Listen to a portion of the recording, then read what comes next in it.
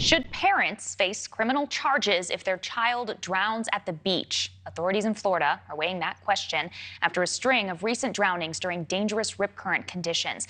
Officials say red flag warnings were posted and parents chose to let their kids into the water anyway. Now deputies are determining whether to move forward with child neglect charges. So let's talk about this. Let's see what our panelists think. TV host and author Dan Riskin and advertising expert Rick Van House. I guess I'll start with you, Rick. I know you guys are both dads, though. What's your immediate reaction to this idea? Yeah, you know, I'm in advertising, and signage is a huge part of it. Messaging is a huge part of it. I want to see signs. I want to see flags. I want to hear sirens. I want to have people interact. It needs to be consistent every single time. These guys need to do their job right. They need to make sure people understand what's going on and the dangers so that they don't do the things they did. That's what I think. But signs were posted. So, Dan, I mean, does that then fall on the parents who looked at the signs and said, you're okay to go in the water anyway?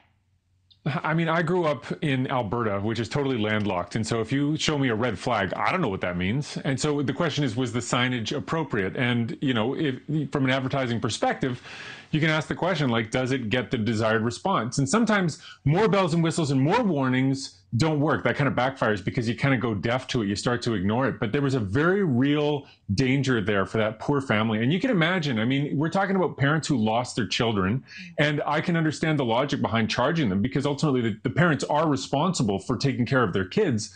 But what a terrible scenario to be facing. And I feel like the punishment that they're already going to receive is already, I mean, they've already lost their children. There's no punishment. There's no year in jail. There's no $500 fine that's ever going to hurt as much as what they're already going to feel.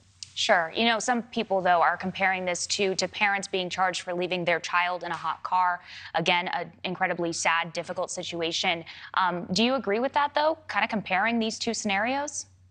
Well, ultimately, as the parent, you're responsible for keeping your kids alive. I mean, that goes with the territory. That is the job. And sometimes it's very hard. Sometimes there are threats that don't look that dangerous that are, in fact, very dangerous. And a rip current is a perfect example of that. It looks like water, looks like the beach. You see the waves rolling in. It looks like all the other pictures of the beach do. To somebody who doesn't know the ocean very well, it looks very safe. And so that's where that communication is really key. And so really it comes down to, did the parents realize that there was as big a threat as there actually was, and then knowingly allow their children to go out into that threat? And it's hard to believe that any parent would do that. Listen, Dan, don't get me wrong. Look, I don't even want to go to the beach in the first place, right? I'm more of a pool guy, but same thing. The sign's got to be there. And I think you nailed it when you said, look, 500, schmivehundred, that's, you know, a decent amount of money, but these guys lost their kid. That's the ultimate price.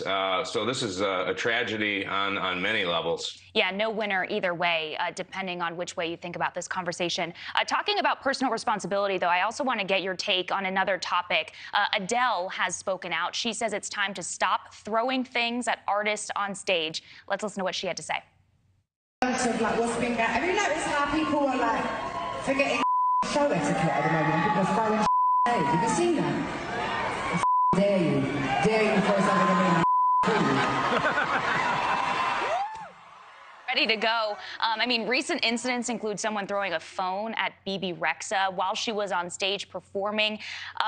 Rick, let me ask you about this. I mean, what do you think? I mean, has it gone too far? Are people just trying to throw their phones up for a selfie? I mean, what's the end game here? Yeah.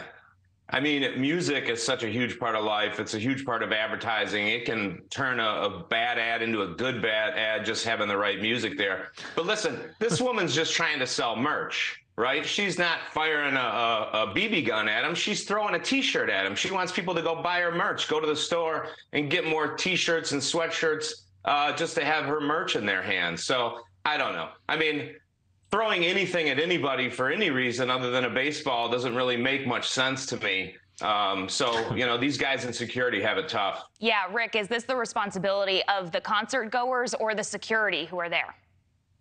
Well, I think that really what it comes down to, ahead, sorry, I think what it comes down to is that when you go see a live act, part of what you're paying for is the intimacy of the experience of being in the same space as that person. You're breathing the same air. You're seeing somebody whose music you love in person. And that's a privilege. And something's going on right now where the masses have decided that the thing to do right now is to toss stuff on stage because that's a way to get even closer. And what that's doing is ruining it for everybody, because ultimately the end game in this is big dumb plastic barriers or giant gaps of space that you can't throw a cell phone across, and it's gonna get worse for everybody. This is a perfect example of how stupid human crowds are. You can take 100 really smart people and put them into a crowd and they instantly become idiots. It's just this magical thing about human nature, and you can see it going right now. I gotta leave it at that, guys. I'm sorry we are out of time, but thank you for this conversation. Definitely a conversation about humans for sure. Dan Riskin, Rick Van House, thanks for joining us. Appreciate it. Thank you. Thanks a lot. Up next on News Nation Now, a woman